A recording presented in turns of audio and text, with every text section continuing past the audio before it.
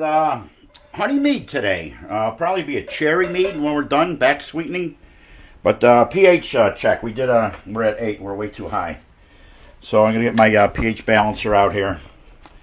We got 1.5 gallons of water. We'll give it a pinch. That's probably plenty. A pinch of the acids there.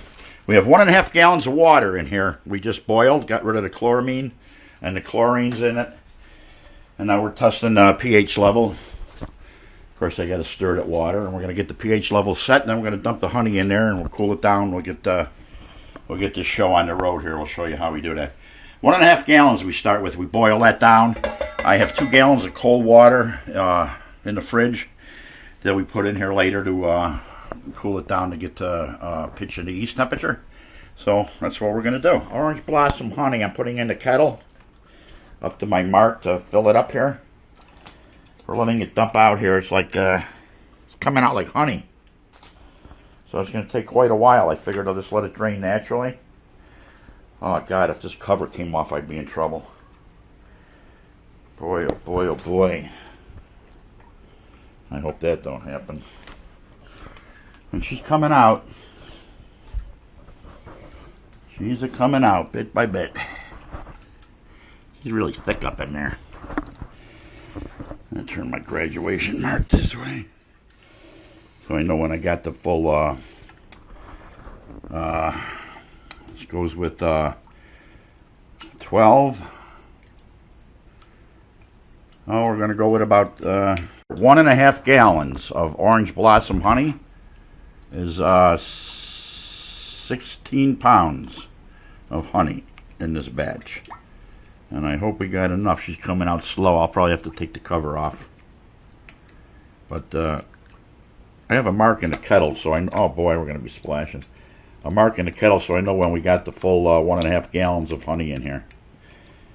And this water's been boiled, like I said, and chlorines come out, chloramines come out. Been adjusted with pH level down to 4.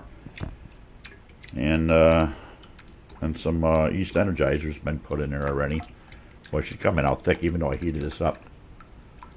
It's not getting there. So we'll let this fill up here, and then we'll show how it goes into carboy and pitch into the yeast and everything else with it. It's just going to be a cherry, I believe. Cherry mead. We'll see what happens. If the wife wants to flavor it differently, maybe we'll just leave it plain.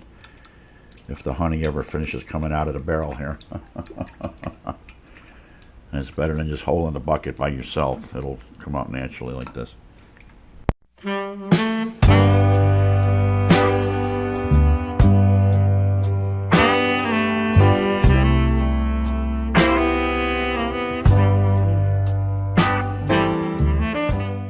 Alright, we have the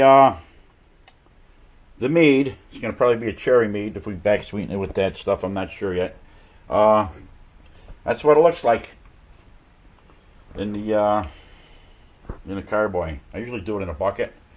So I'll watch this closely for a blow-off tube. I got a blow-off tube ready in case it needs it, which it probably will. So we'll be careful with that. So yeah, that's third, fourth, fifth batch of mead we've made. So we'll come up with a name for it pretty soon.